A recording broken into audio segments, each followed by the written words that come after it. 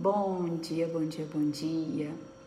Que a paz e a graça do nosso Deus e do nosso Senhor Jesus Cristo estejam com todos vocês no dia de hoje. É o desejo mais puro do meu coração para você que deixou seus afazeres de lado, deixou tudo aquilo que era importante na sua vida para se dedicar ao mais importante, a Jesus Cristo, a esse momento com Ele. A palavra que eu quero trazer para vocês hoje está lá em Provérbios 15. Eu fiz um paralelo entre o 8 e o 9 e diz assim: os sacrifícios dos perversos são detestáveis para o Senhor, mas Ele tem prazer nas orações dos justos. Seguimos para o 9, que diz assim: os caminhos dos perversos são detestáveis para o Senhor, mas Ele ama aquele que busca a justiça. E para mim, na minha meditação de hoje, é impossível eu pensar nessa palavra sem traçar um paralelo entre Caim e Abel, que está lá em Gênesis 4. Foram os primeiros descendentes aí, né? E só que eles eram, apesar de irmãos, eram muito diferentes.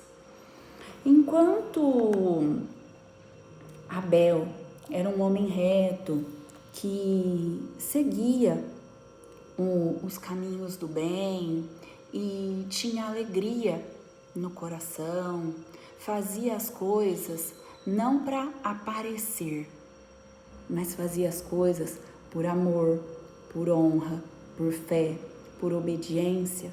Caim não agia da mesma forma. Caim, ele até parecia reto, porque ele entregou sim uma oferta para Deus que era muito comum naquela época. Só que ele entregou com o coração endurecido, ele entregou diferente daquele sentimento, daquele amor, daquela bondade que movia o irmão. Mas não que Caim fosse uma pessoa ruim, ele não era uma pessoa ruim, só que Deus, ele não vê a pessoa, Deus, ele enxerga o coração. E o coração de Caim, ele foi movido pelo pecado. Só que o pecado, ele não começa grande. Caim não começou do nada, foi lá e pá, matou Abel. Não. O pecado começou na comparação. O pecado começou na inveja. O pecado, ele sempre começa silencioso e atrativo. Só que a consequência do pecado, o salário do pecado é a morte. E o que isso tem a ver, a história de Caim e Abel tem a ver com o Provérbios de hoje?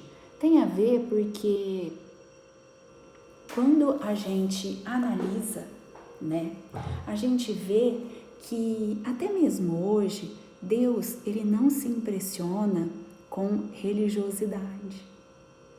Deus, para ele, nada adianta, não importa. Você pode ir todos os dias na igreja, mas você vai lá e você está atrás de inveja, está atrás de comparação, está atrás de falar mal do outro. E isso não é agradável. Você pode até parecer uma pessoa que anda em retidão, mas você não vai agradar a Deus, porque Deus, ele conhece o seu coração, ele conhece o mais íntimo do seu ser, porque foi Ele que te criou. Ele já te conhecia desde antes de você ser formado no ventre da sua mãe. Então assim, você pode até escolher andar no pecado, você pode até escolher não praticar o bem, você pode até escolher ser uma pessoa reta por fora, mas impura de coração ingrato. E isso você esconde de mim, você esconde de quem convive com você, você esconde de um marido, de um filho, de pais, de pessoas que trabalham com você, mas você não esconde de Deus, porque Deus, Ele te conhece. E hoje, Ele não te chama aqui pelas tuas ações, mas Ele te chama aqui porque Ele quer um coração próximo dEle, sem religiosidade. Ele quer um coração que busque o caminho reto. Ele quer um coração que ame a justiça. Ele quer um coração que agrade a Ele. E como que eu posso agradar a Deus? Vivendo em santidade, amando o próximo como a mim mesmo, tendo um coração reto, tendo atos de bondade, me colocando no lugar do outro, não me comparando, mas deixando de julgar. Será que eu já passei por aquela situação que eu tô tão apta assim a julgar o outro? Julgar é diferente de ajudar. Eu já passei por uma situação, então Deus me preparou para aquilo, Deus me provou, eu passei pelo fogo do deserto e eu posso dar um conselho para uma pessoa de como ela vai proceder ali, mas não julgar. O julgar é diferente. Eu não me coloco no lugar da pessoa, eu não tenho aquela ferida do ódio, da rejeição, da inveja, de maus tratos. Eu não tenho aquilo, mas eu quero julgar o outro. Porque eu sou tão orgulhosa, meu coração é tão de Caim, que eu me acho superior. A raiz do orgulho me faz achar que eu sou melhor que o outro. Mas eu não sou melhor que o outro. Eu não sou melhor que ninguém. E para eu ter um coração reto, um coração agradável, um coração que busca a justiça, eu todos os dias o que eu preciso querer ser melhor do que eu fui ontem. Deus não é um Deus de comparação. Deus é um Deus de amor. E Ele te ama tanto que Ele te chama todos os dias a evoluir, todos os dias a buscá-lo. E um coração reto, uma pessoa que ama o caminho da justiça, o que ela faz? Mesmo cansada, ela busca Deus e ora. Mesmo atarefada, ela coloca Deus como centro de todas as coisas. Eu costumo dizer, o que você é? Eu sou cristocêntrica. Cristo está no centro de tudo. Mas antes de estar no centro, Ele quer o primeiro lugar. O primeiro lugar na sua vida, o primeiro lugar no seu coração, o primeiro lugar na sua família, o primeiro lugar no seu trabalho.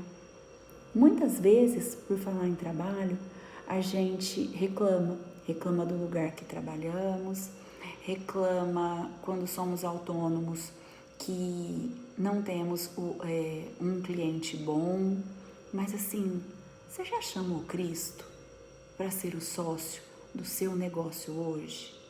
O sócio daquele problema que você está passando? Você já convidou a Ele verdadeiramente, com o coração puro? E parou não só para falar com Ele, mas para escutar a voz de Deus. E para escutar, a gente precisa estar com o coração preparado. A gente precisa saber silenciar e não só falar. A gente precisa nos diminuir para ouvir a voz de Deus.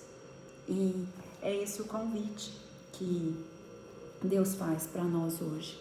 Não adianta oferecermos oferta, por melhor que seja, com o coração endurecido, com o coração distante.